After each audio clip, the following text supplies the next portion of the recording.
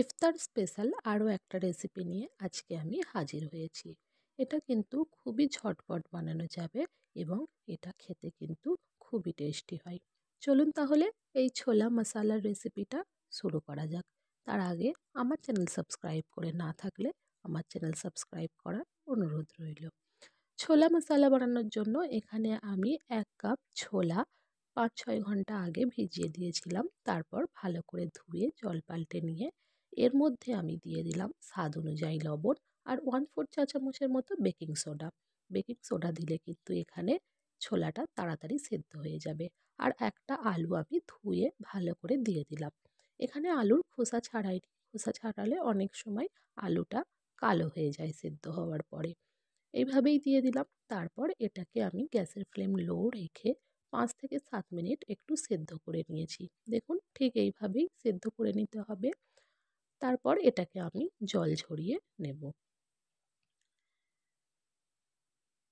এই সেদ্ধ করার কাজটা কিন্তু প্রেসার কুকারেও করতে পারেন কিংবা হাঁড়িতেও করা যেতে পারে। তারপর কড়াইয়ে তেল দিয়ে দিলাম 2 টেবিল চামচের মতো। তেল ভালো করে গরম হয়ে গেলে একটা শুকনো লঙ্কা দিয়ে দিলাম।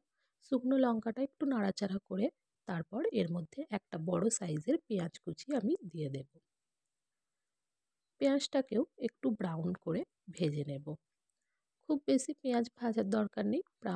পেঁয়াজ যখন একটু ব্রাউন হয়ে যাবে তখন আমি এর মধ্যে মশলা অ্যাড করে দেব।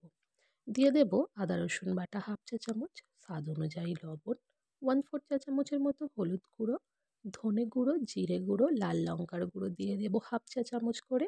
দিয়ে দেব 1/4 চা চামচ গোলমরিচ গুঁড়ো আর সামান্য গরম মশলা।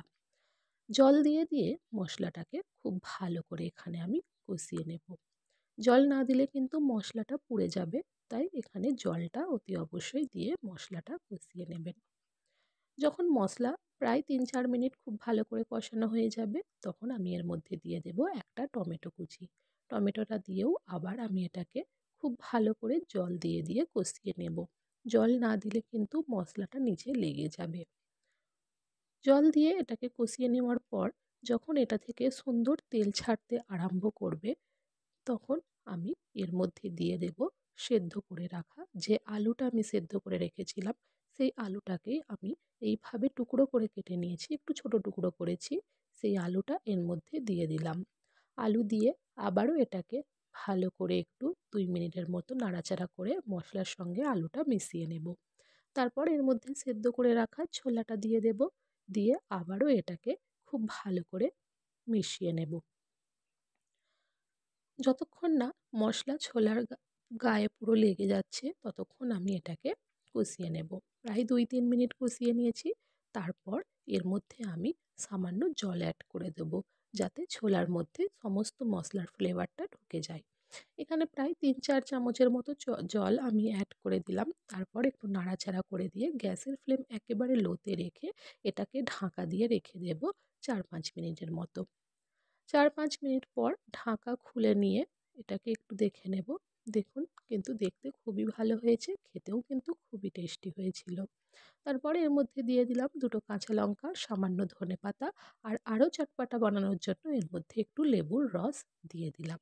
এভাবে একবার লেবুর রস দিয়ে দেখবেন ছোলা মশলা কিন্তু খেতে খুবই চটপাটা হবে।